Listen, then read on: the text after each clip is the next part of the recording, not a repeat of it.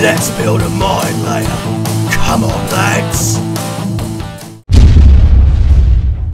Hello everybody, and welcome back to Let's Build a Mine Layer once again. So anyway guys, let's kick off with what we're doing. Well, I ordered a land speeder off the old eBays, and I first set about by trying to take its pilots out, which was a little bit harder than I anticipated. Now, having not really worked with land speeders that much before, I resorted to my go-to technique when it comes to getting stuff out of, well, glued in space, which is to heat up a craft blade and make incisions around the areas that I want removed in order for it to melt through the plastic, and then I can get in there with pliers and kind of break it off. I found this way to be like the most effective way of doing it, rather than using a hobby saw or trying to deconstruct the entire miniature. Also, I'm aware that land speeders can be a bit of a bugger in order to get to, to put together and things, so I decided against that. Also, one thing that I noticed about this land speeder was that for some reason it was horrendously warped. Now, I don't know whether that's just due to poor construction, it's due to not cleaning off sprue, like, the little area bits where when you get a model on a sprue and you clip it off and you don't clip it off right, you still have like the little areas where the injection mold sections were. I don't know whether it was because those had been left on in the past, but it just wouldn't go together right. So I had to get an elastic band. I had to like tie it quite small. I put some poly cement down, and after I'd done that, I put the elastic band around the front of it in order to hold it down a little bit, and kind of make that connection, so that it would actually, the glue would work on the plastic and it would form the bond. However, throughout the course of messing with this thing, I decided, do you know what, a little bit of gappage wouldn't be that bad, because it would add a bit of orcish charm to it. Maybe it's an old ass land speeder that the orcs have found and it's all knackered and falling apart, and it just added a bit of charm to the miniature. So that being done, I need to blow my nose, but I have no I do have a tissue to do it. Haha, haha. Sorry guys, you're about to hear me blow my nose. Ever delightful and enter the wolf time.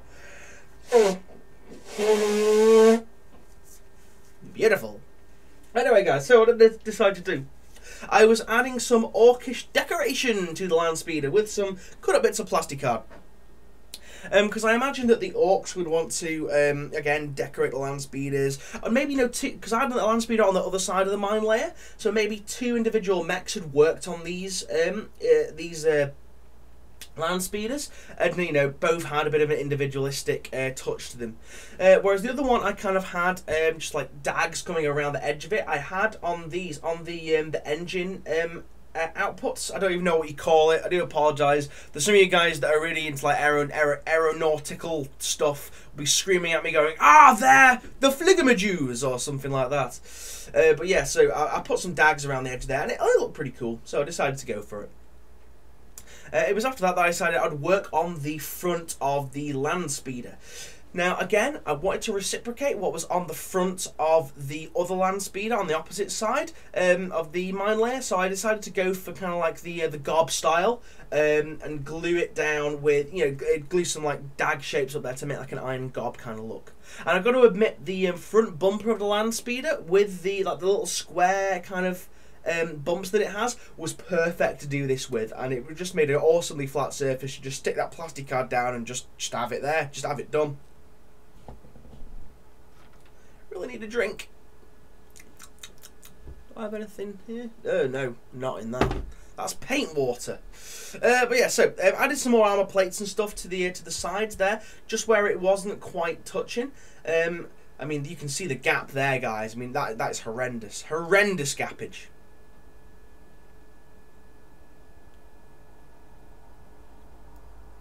And yes, guys, just so you guys are aware, I was in my dressing gown with this because I was being a lazy bastard. Anyway, guys, it was time to bring in the mine layer. Bring in the mine layer. So what I was doing here, I was actually kind of trying to add another effect to the mine layer. As you can see there, I'm rolling out some green stuff blobs. And as you can see coming out of it, I have some security wire, some security cable that I stole from work many years ago. And this basically just looks like twisted, like, iron kind of suspension cable that you'd get in like a crane or something, but obviously on a 40k 28mm scale. So I decided to wrap some of this around it, and what I was doing, I was wrapping it around, overlapping it with stuff and fixing it in place with green stuff, as that would keep it tight, and it would also secure it really well once it had dried. Now this would add a kind of slapdash effect to the mine layer. Like the orcs have kind of gone, alright, well this isn't quite working, let's just tie it up with stuff in order to secure it. Which I quite like the look of. It added a bit more three-dimension, it would add something a bit more, the detail would pick up a little bit more on. Once I painted it, of course. Which I am going to do, by the way. I am going to paint it. Someday. Eventually. Maybe. No, I actually am gonna paint this because it probably won't take as long as the bloody Stomper did. But anyway, so what was I doing now? I was covering up the green stuff blobs because let's face it, we didn't want to see those things, guys. We didn't want to see the green stuff. So I covered them up with some dented armor plates and just some regular, just cut up bits of plastic card to disguise them. And then I would then add some rivets to these at a later date. Not in this video, though.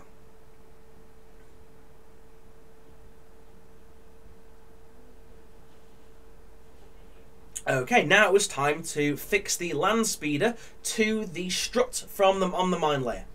However, I tried to poly cement it. However, I realised that the uneven underneath of the land speeder just wasn't allowing me to do that because there was only like 3 points of contact between the land speeder and the support strut. So I decided I would get some tissue paper and I would wipe that poly cement off it. And then I would go in with just a bit of green stuff. So I started mixing up some green stuff because when the green stuff I was going to use, well, my reasoning behind using the green stuff was because obviously I could put it down as quite a thick layer, press it in, and that would basically make contact with all the points of contact that was underneath the land speeder. And it would also mean that if I needed to snap it off at any point, I could do so quite easily because green stuff, the bond on green stuff is, I find, fairly adequate to glue most things. However, a sharp twist or a sharp bump will snap it off, which is again quite useful. Okay, so whilst that dried, it was time to put it on the flying stand, and then it was time for me to work on a bit more armour plating around the face end of the hull. So again, just getting some random old bits of chewed up plastic card that I'd made at GrumpyCon. I just set about basically overlapping them and making the armour a little bit better. Because as we can see on that front section near the lid, you can still see the grooves from the Coke bottle, and I didn't want that, guys, because you know, obviously I don't want people to go, oh, that was made out of a Coke bottle, obviously. So I decided not to do that. Now it's time to construct the jaw and the gob and the face section of the mine layer. Using this old tank trap donated by Kurama Smash. It was actually out in his backyard for about 5 or 6 years apparently, and he dug them up, which was pretty random, but hey ho. So I decided, first of all, before I set about doing the gob, I wanted the front, like the very front of it, to be a lot more interesting. So I got this front Land Raider door, the front Land Raider or side Land Raider door, and I decided I was going to have an area, maybe a viewing area that orcs could like pull up some shutters and look where they were going, or an area where the orcs could, you know, get out and survey or get out and shoot, or something like that. Jesus Christ, a massive yawn then. So I decided to have that, and rather than like shaving it all down and cutting it into it, because that lid was just a nightmare to actually hack up and cut, I decided to glue it down and then add some side panels with some plastic card to give it kind of like a raised out popping effect. So after I did that, obviously gluing the plastic card sides down, and underneath as well. Again, I wasn't too bothered about the edges because, again, I knew once that the gob was in place, you won't be able to see that very well. Now, I'm fixing, again, the bottom jaw teeth effect kind of things in with some green stuff because, again, gluing stuff to the underside of things with poly cement is a little bit tough. And I try to use super glue as sparsely as possible, predominantly because I find that if you have like a drop with it or a knock, it'll just shatter and it just all falls apart. So I'm not really a fan of that. So having done that gob, I was thinking to myself, how am I going to like go over the green stuff on this? But I think I'm just going to use a load of armor plates or maybe some mesh between those teeth, or to have a bit more of an area for the orc to stand on. Because I actually found some mesh the other day at the bottom of a bits box. I think it was from an old PC base unit or something like that. It was perfect because it's flexible as well. So I decided that it needed some side protection on the gob, so I just started gluing some random strips of plastic card, you know, that I hacked up into like a point to the side. This would form kind of like some armor plating. I would also rivet these up to give it the appearance that it was bolted there. Why do I do these flaming commentary so like early in the morning when I'm still tired. I don't understand. I think it's because I've got fresh ideas of what I'm going to say in my mind. So, there was a bit of waiting around. What was I planning on doing next? I can't remember. Ah, yes. I was adding the rear door, the rear hatch to the mine layer. Now, this would be a section where the also roll it out and then kick it off the side. However, as you guys can see there, I actually constructed the door prior to this video because I was bored one time. I also set about changing the support struts for the platform, mainly because I didn't like the circular tube. I felt that it just didn't go with the whole clunkiness of the model. Even though that the actual hull of it is cylindrical, I just didn't like the idea of it. So I went back and I used some square tubing for that. Also, guys, I know that the door is really wonky on there. Again, after this video was done, I pulled it off and started afresh with that door.